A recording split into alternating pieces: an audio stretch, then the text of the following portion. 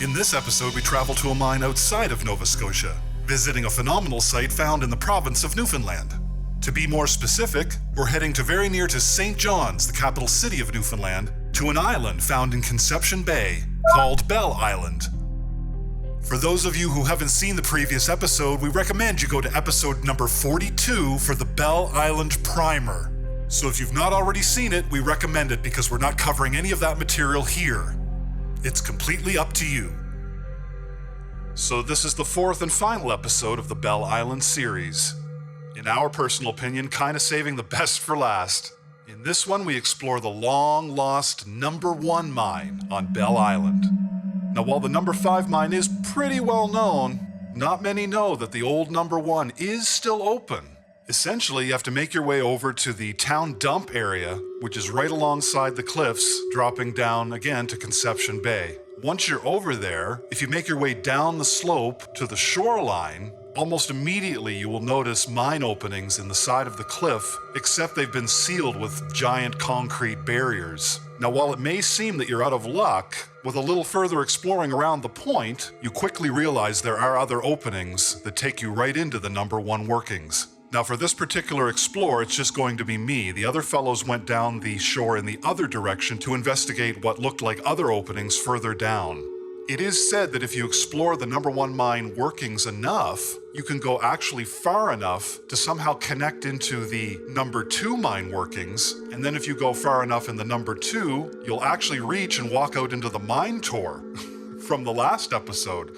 Now, with more time, this may have been a possible goal for this No.1 Mine explorer, but due to being alone in the limited time, it was more important just to get covered what I could and get a good look around and a moderately deep explore. So let's get started. We'll pick up on the ground, heading to the very distinct opening to take us into the No.1 Mine today. Let's go! Okay, here we are on the northern end of Bell Island, ready for another adventure. And we're down here to check out the site, and we can already see there's some spots over there that are concreted over, but the tide is low and we can go around the cliffs and see if there's any accessibility there. So just to get a closer shot, here is looking at the cliff from beach level, pigeons flying out of there. These are blocked openings into the No.1 Mine. There's one there and one there. Big concrete pours with rebar to seal those over. All right, coming around the point here, there is definitely more openings with sort of this beach rock piled into it. I don't know if that's natural or intentional, but I do see more openings here. I do see a spot down here where water is flowing down through this green moss, if you can see that there. Distinct water flow coming out.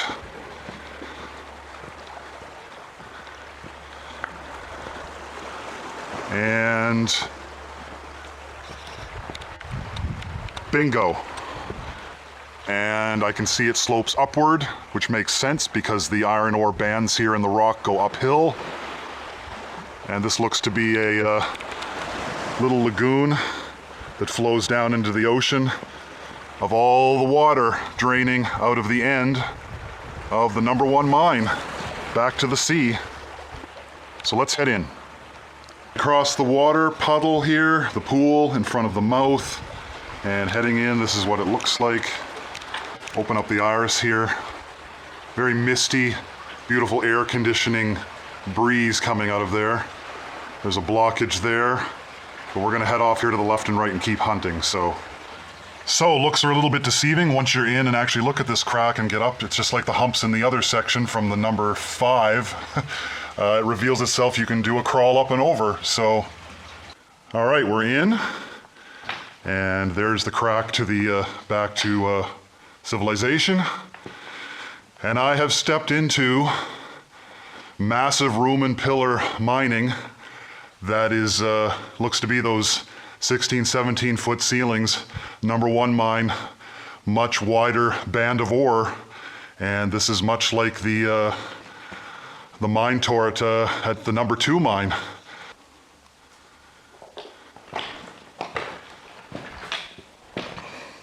And I see that we have a a former rail line here that I'm going to follow.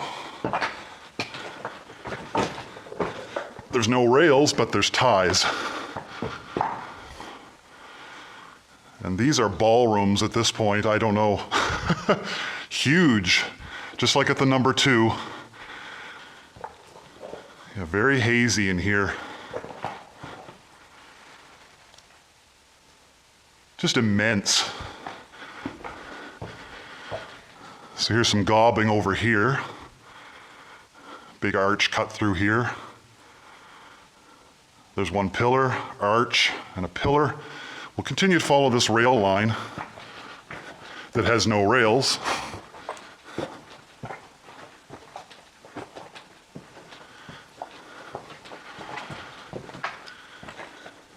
Okay, found some artifacts here. Looks like some kind of an old spring mattress, maybe? Not absolutely sure.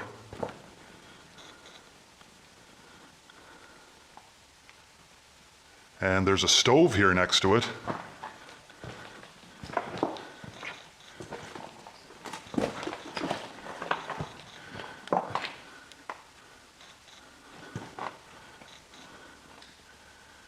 Okay, we'll continue to follow the rail line with no rails. And, uh-oh.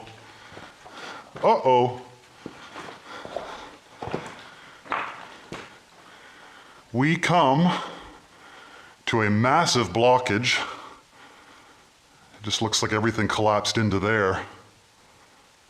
Huh. So this lead uphill isn't going to work. And we're gonna have to start traveling laterally because there's, again, the room and pillaring goes to my left and to my right.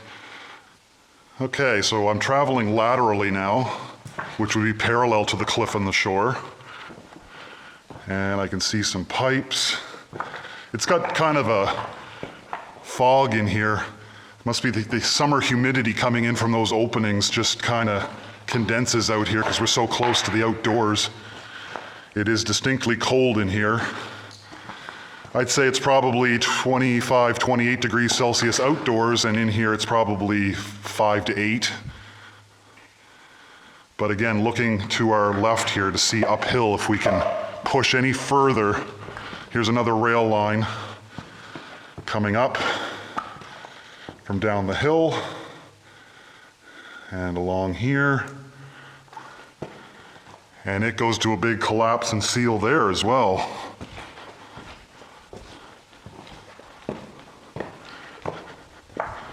I'm gonna get a little closer to this one, see if you can go up and over. No, that one's to the ceiling. So, no such luck here. Okay, like I say, I'm as far in from the opening as I can get. This is the back, the wall that's the furthest from the shore. And all these openings, there's another collapsed one there. There's another big collapsed one here. So it's like all the rooming and pillaring kind of comes to an end, probably 5, 6 pillars from the ocean wall.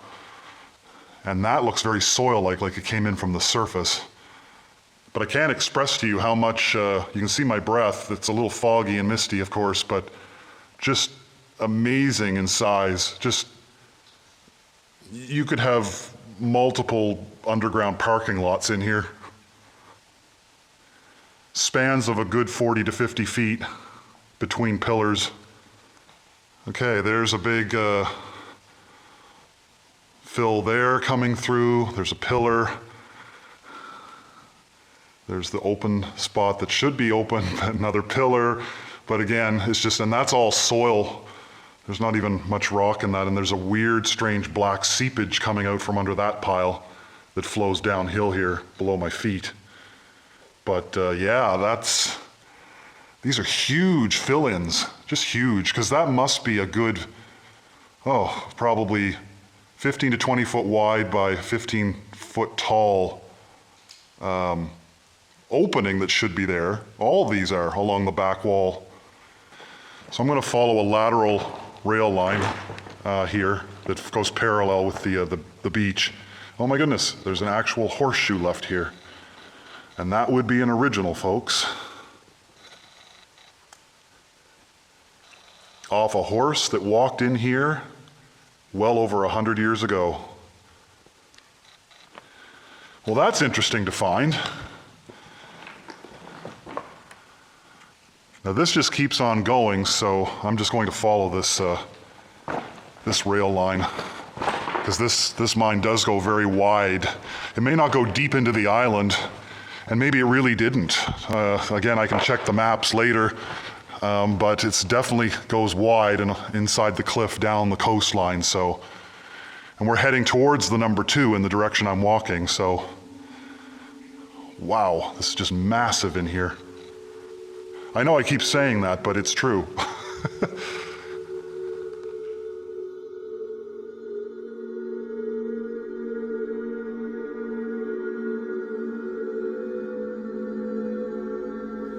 Okay, as we get further down, I'm following that same tunnel heading towards the number 2. It's getting a little more rock filled. The air is clearing up really nice. It's crystal clear in here now, no more mist from the air mixing from the outdoors and the indoors. Okay, I've come to what looks to be an end of this tunnel, and this is what I've reached.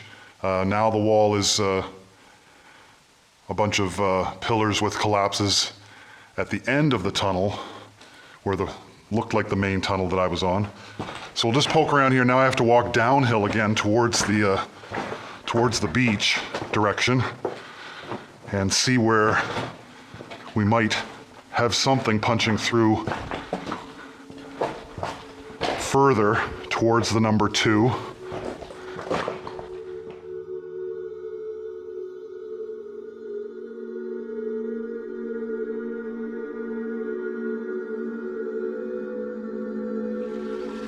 Okay, I've made it down to where I hear the water flow, and there's a nice flow of brook here coming over this flat rock.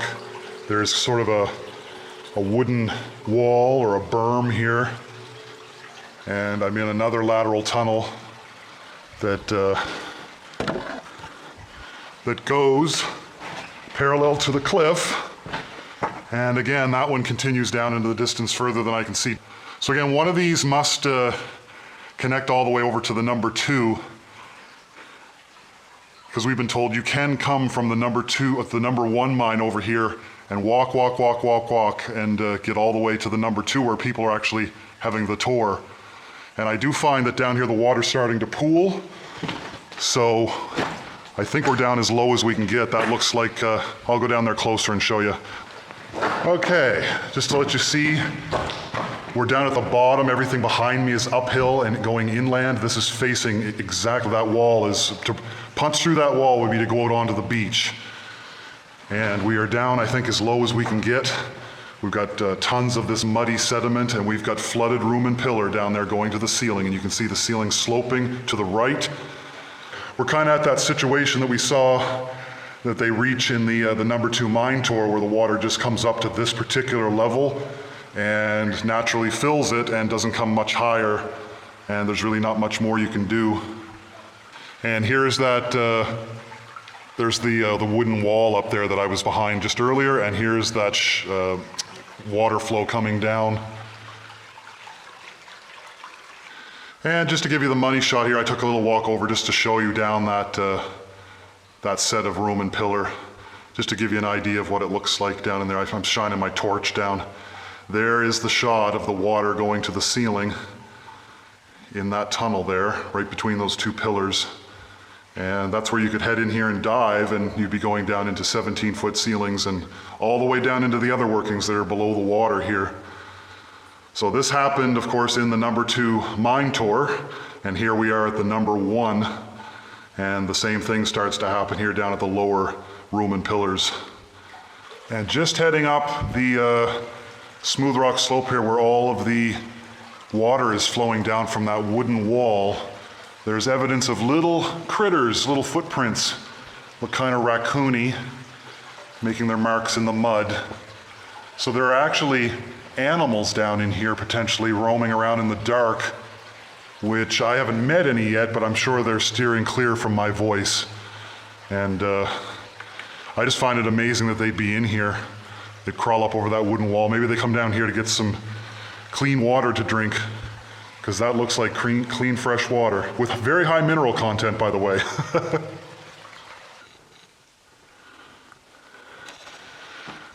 I'm going to make my way back out before I get too deep. We seem to be corralled into a certain area anyway, so I just want to make sure that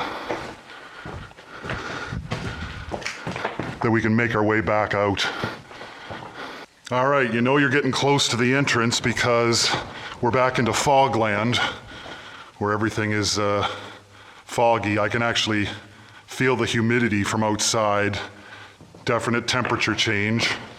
So we're just gonna follow this original rail bed that I followed all the way back to the beginning. I thought I'd come down here while we're in here just before we go, because this would be pretty cool. Those concrete covered entrances, we are now standing behind them, and I'll just show you what it looks like. There's one down there, but this one you'll recognize. This is the one the pigeons flew out of when I was at the beginning of the video. But this is between me and that open beach. I can hear the water. And just to the left of it, I should say, here's the other smaller one filled with concrete plugged in there, and a big rock pile behind it. So that's what it looks like from the inside. Now I'm heading to the crack to get out onto the beach. Okay, here we are at the mouth to get back out. And we're gonna scrabble down the slippery rocks, back to the heavenly light, and away we go home. Bye-bye.